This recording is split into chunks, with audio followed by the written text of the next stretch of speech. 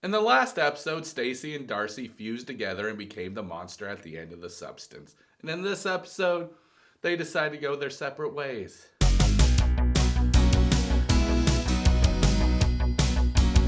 Hey friends, this is Dee-man Johnson III, and today we're going to talk about 90 Day Fiancé, The Last Resort, Season 2, Episode 13. I just had a rejuvenation. I don't want to know anything about her dusty, crusty vagina, alright? Alright, anyway, so she's sitting there with Rob, and all they do is discuss what we watched the other 12 episodes. So, thanks for recapping it, but that's my job, f***ers. So, bye-bye now. Let's go on to the next part where we see... Wait. Okay. So they go in the other room and have a conversation straight out of Oblivion. How are you today? I've been better. How about you? I've been better. God, come on, man. Why are they even here? They have no chemistry. They have nothing together. They might as well be split apart. Ugh. Okay. Let's watch the Bini and Ari show. The boringest fucking people on the show. Well, Bini's not quite boring. He does backflips and that's pretty cool. Ari's upset because everybody loves Bini. But how can you hate somebody that does so many backflips? I know Bini's a piece of shit, but if he does 2 backflips in front of me, all is forgiven. I'd be like, yeah, Bini, you're awesome. And then Ari will just come and be like, why are you supporting him? Huh? Why are you saying such a bunch of great things about him? Huh? Ari, calm the f down. If you start doing backflips, you'll be cool too. Hello. Hey, how are ya? How are you? So, Psycho the rapist and the unemployed life coach come in to talk to them, and holy shit, they are the worst therapists ever.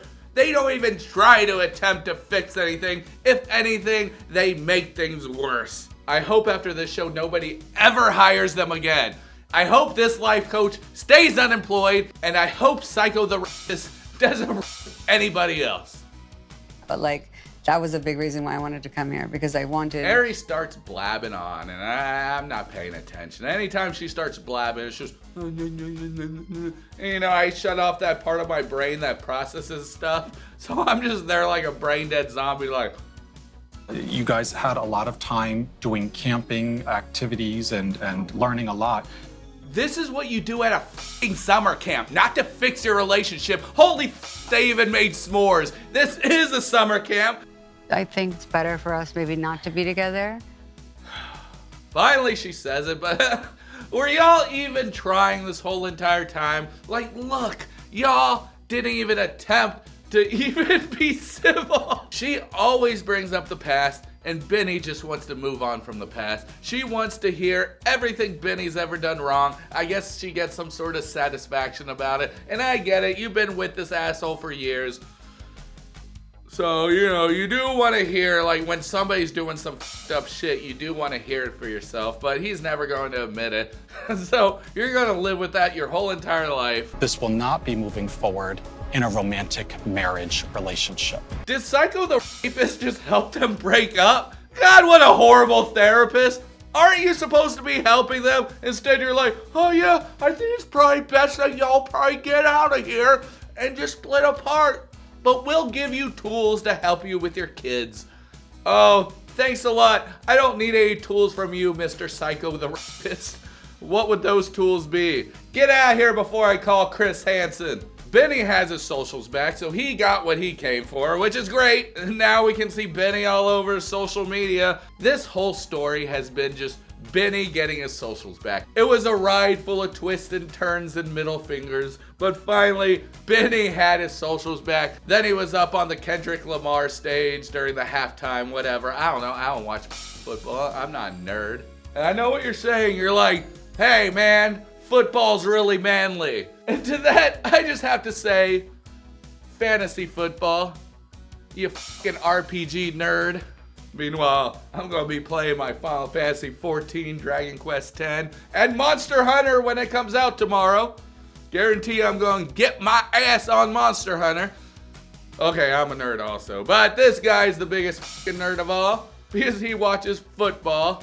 I don't even know if he watches football. We've decided that we're going to be getting a divorce. Good!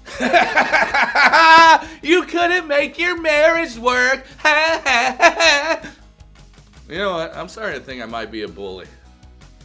Nah. She sucks, so we can make fun of her. You dumbass. Where'd your husband go? Did you lose him? Is he gone? Did he leave you because you were annoying? And as I said in the last video, Stacy wakes up with the hugest hangover ever, and then she starts demanding, Can you get me empanadas? get a goddamn hairbrush. Is that even your real hair anymore? Or is that just all, what are they called, where you just put it in your hair? I don't know hair, dude. I don't do hair. But none of this shit on her looks real. Everything about her looks fake. And then you just see her lips as she bites into this croissant, and it just looks like a protruding butthole out her face. Why do girls want inside-out buttholes on their face?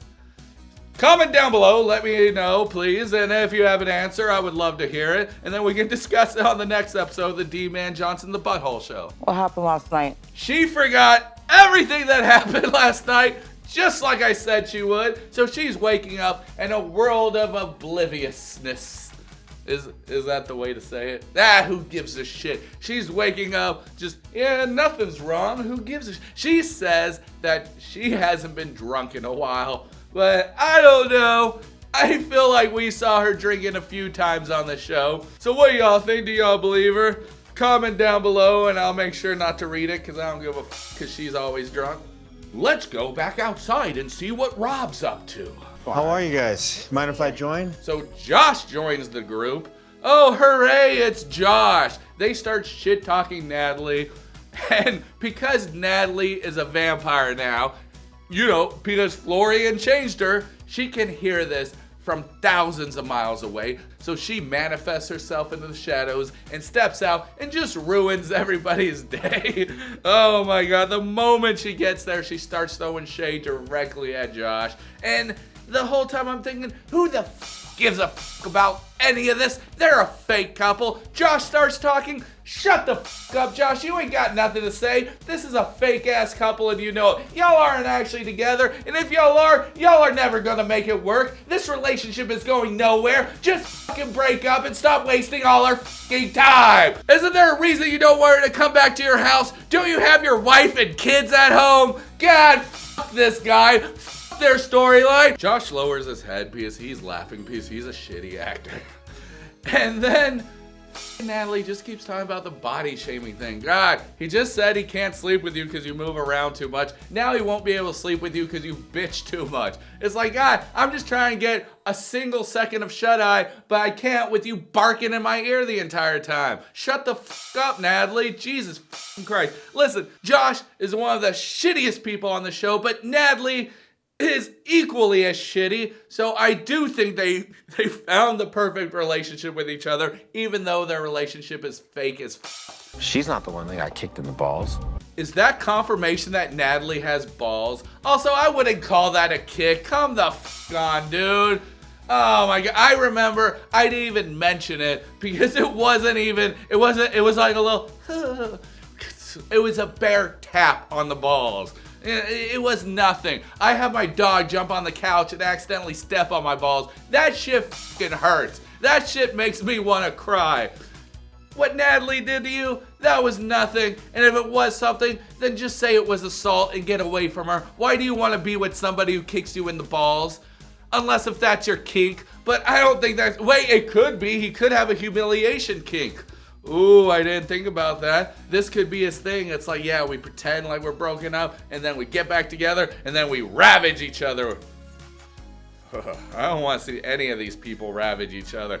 Blah, blah, blah. Jasmine talks about wanting to be in an open marriage, and Jesus Christ, we don't give a shit because we already know that the gym guy made her pregnant already. Ugh. And then this sex lady, whatever her real title is, I'm just gonna call her the sex lady. This sex lady is in an open relationship, so she knows all about fucking other people that's not your husband. And that's all I want to say about that, because she just keeps talking and be like, oh, I love Gino. I just need to get my fucking brains fucked. What voice is that? That's not a Jasmine voice. A Jasmine voice is like, you have disrespected my father! No, that's not a Jasmine voice either. I don't know what the f that voice was. Brandon and Julia now have a one-on-one appointment with, oh, fuck, Psycho the rapist. This guy doesn't help anybody. If anything, he always makes it worse. What is Psycho the rapist going to do to completely destroy their relationship? I think they hired Psycho the rapist because he has a 100% failure rate for his clients.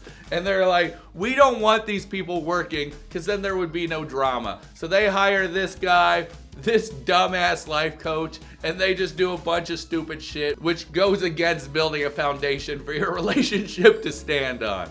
It's hard to pay attention because both of these people suck, but Julia thinks that she's in competition with Brandon's mom. Listen, if you think you're in competition with Brandon's mom, just f*** him. Because Brandon's mom doesn't f*** him as much as she used to, so he needs his little pea played with. And you can do it, and you can be mama number 1, but no, you'll always be mama number 2, I guess. Oh, ugh, that's gross. Okay, so this is obviously a big deal. Like, she thinks that she's fighting for the affection of Brandon, and it's the weirdest thing because she's like, who do you love more? And he's like, well, of course you. Then she wants him to tell that to his mom. That's weird, right? That would be a weird conversation.